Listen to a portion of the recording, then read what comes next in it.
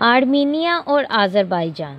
اگر ان کی تاریخ کا جائزہ لیا جائے تو آرمینیا اور آذربائیجان باقاعدہ تب آزاد ہوئے جب روس کے ٹکڑے ہوئے۔ سوویت یونین جب ٹوٹا تب 1991 کے بعد یہ دونوں نئے ملک بن گئے۔ پہلے یہ روس کا ہی حصہ تھے اور جب ان کا وجود قائم ہوا تب سے ان میں ایک تنازع کھڑا ہو گیا۔ یہ دونوں الگ الگ ریاستیں تھیں، لیکن ان میں سب سے بڑا تنازع 1988 میں شروع ہوا تھا۔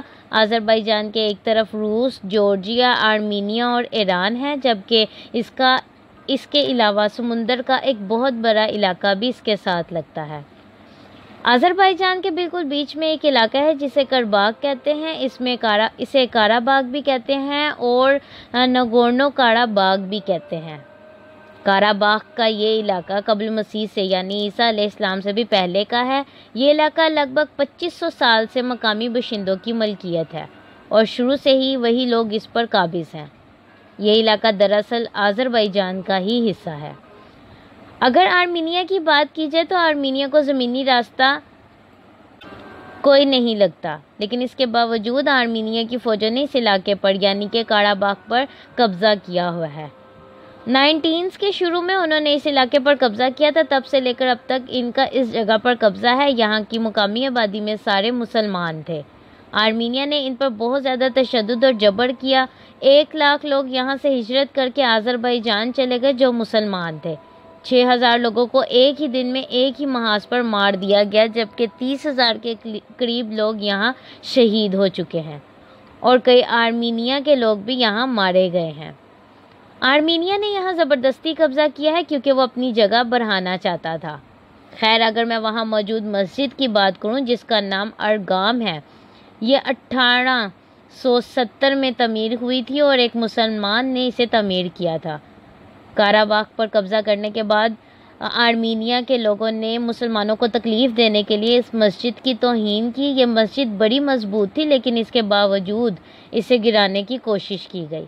یہاں جنگلی جانور اور مویشیوں کو مسجد کے اندر باندھا گیا اور اس کی تصویریں بنا کر مسلمانوں کے جذبات کو بھڑکانے کی کوشش کی گئی، اور اس کی وجہ یہ تھی کہ ایسا کرنے سے مسلمان احتجاج کریں گے اور آرمینیا کی فوج اور قابض باشندے ان پر گولیاں چلائیں گے اور مسلمانوں کو مار کر ان پر غلبہ حاصل کر لیں گے۔ خیر، ان کے درمیان جھڑپیں ہوتی رہتی ہیں، لیکن اس کی جو جنگ اس بار شروع ہوئی وہ ایسے ہوئی کہ 16 ستمبر کو ایک لڑائی ہوئی جس میں ایک آرمینی فوجی مارا گیا۔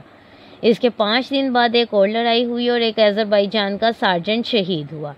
ان جھڑپوں میں سویلین بھی مارے گئے تھے، جن میں ایک خاتون اور ایک بچہ بھی شامل تھے۔ اس سے پہلے 2014 میں ہونے والی 4 دن کی جنگ میں 88 آرمینیا کے فوجی جبکہ 30 سے زائد آذربائیجانی فوجی مارے گئے تھے، یعنی آذربائیجانی فوجی شہید ہوئے تھے۔ متنازع ریجن نگورنو قاراباغ کے سرحدی علاقے میں آرمینیا اور آذربائیجان کی افواج کے درمیان شدید جھڑپیں اب تک جاری ہیں۔ مسلم علاقے پر مسیح علیحدگی پسندوں کا قبضہ اس علاقائی تنازع کا باعث بنا تھا، جیسا کہ پہلے بھی تفصیلاً بتایا جا چکا ہے۔ آذربائیجان کی جوابی کارروائی میں آرمینیا کے 16 فوجی ہلاک اور 100 سے زائد افراد زخمی ہو چکے ہیں۔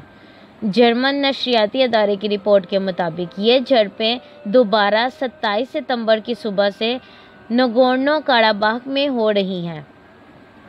متنازع علاقے نگورنو قاراباغ کے صدر ارائک ہاروتیونیان کا کہنا ہے کہ صورتحال سے نمٹنے کے لیے مارشل لا نافذ کر دیا گیا ہے۔ آرمینیا اور آذربائیجان ایک دوسرے پر جھڑپیں شروع کرنے کا الزام لگا رہے ہیں۔ آرمینیا کی وزارت دفاع نے اپنے بیان میں کہا ہے کہ آذربائیجان کی فوج نے نگورنو قاراباغ کے خطے کے شہری علاقوں میں کئی اہداف کو نشانہ بنایا ہے۔ یروان حکومت نے اس علاقے کے مرکزی شہر پر بھی گولہ باری کا الزام لگایا ہے۔ جوابی کارروائی میں 2 لڑاکا ہیلی کاپٹر اور 3 ڈرون مار گرانے کا دعویٰ بھی کیا گیا ہے۔ دوسری جانب آذربائیجان نے سرحدی علاقے میں آپریشن شروع کرنے کی اطلاع تو دی ہے، مگر شہری علاقوں پر بمباری کی تردید کی ہے۔ آذربائیجان کی وزارت دفاع کے مطابق آرمینیا کی جنگی سرگرمیوں کے رد عمل میں اپنے شہریوں کی حفاظت کے لیے ٹینکوں، میزائلوں، ڈرونز اور لڑاکا طیاروں کو حرکت میں لایا گیا ہے۔ فریقین ایک دوسرے کے بھاری جانی اور مالی نقصانات کے دعوے کر رہے ہیں۔ آرمینیا کے مسیحی علیحدگی پسندوں نے نگورنو کاراباخ پر 1990 کی دہائی کے آغاز پر قبضہ کر لیا تھا، جیسے کہ شروع میں بھی بتایا جا چکا ہے۔ ابھی آرمینیا کی فوج کی کنٹرول میں ہے۔ بین الاقوامی برادری نگورنو کاراباخ کو مسلم اکثریتی ممالک آذربائیجان کا ہی حصہ قرار دیتی آئی ہے اور دے رہی ہے۔ نوائے وقت رپورٹ کے مطابق آذربائیجان نے آرمینیا کے 6 دیہات کا دوبارہ قبضہ حاصل کرنے کا دعویٰ کیا ہے۔ آذربائیجان کی فوج کے مطابق کئی فوجی تنصیبات، anti aircraft missile system اور فوجی گاڑیاں تباہ کر دیں۔ ادھر صدر یورپی یونین نے آرمینیا اور آذربائیجان سے جنگ بندی کا مطالبہ کیا ہے۔ سننے میں آ رہا ہے کہ مارشل لا مزید سخت لگا دی گئی ہے۔ صدر یورپی یونین نے کہا کہ فریقین مذاکرات سے تنازع حل کریں۔ سابق سوویت یونین کی یہ دونوں ریاستیں ایک دوسرے پر مسئلہ تنازع شروع کرنے کا الزام لگا رہی ہیں۔ فریقین ایک دوسرے کو ہونے والے بھاری جانی اور مالی نقصانات کے دعوے کر رہے ہیں۔ تفصیلات ابھی غیر واضح ہیں، لیکن اس کے باوجود روس نے ان تازہ جھڑپوں کے بعد دونوں ممالک پر فوری جنگ بندی کے لیے زور دیا ہے۔ ماسکو میں روسی وزارت خارجہ نے ایک بیان میں کہا کہ فریقین کشیدگی میں کمی اور حالات میں بہتری کے لیے حملے بند اور بات چیت کے ذریعے مسائل حل کریں۔ ترک صدر طیب اردگان نے کہا، آرمینیا نے ثابت کر دیا کہ وہ علاقائی امن کے راستے کی سب سے بڑی رکاوٹ ہے۔ ہم ہمیشہ کی طرح اپنے آذری بھائیوں کے ساتھ ہیں۔ جبکہ پاکستان نے نگورنو کاراباخ ریجن میں سلامتی کی بگڑتی ہوئی صورتحال پر گہری تشویش کا اظہار کیا ہے۔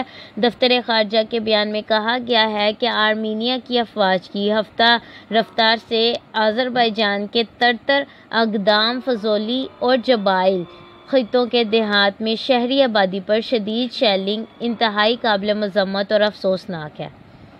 اس سے پورے خطے کا امن و سلامتی داؤ پر لگ سکتا ہے۔ آرمینیا اپنی فوجی کارروائیاں فوری بند کرے تاکہ کشیدگی میں مزید اضافے سے بچا جا سکے۔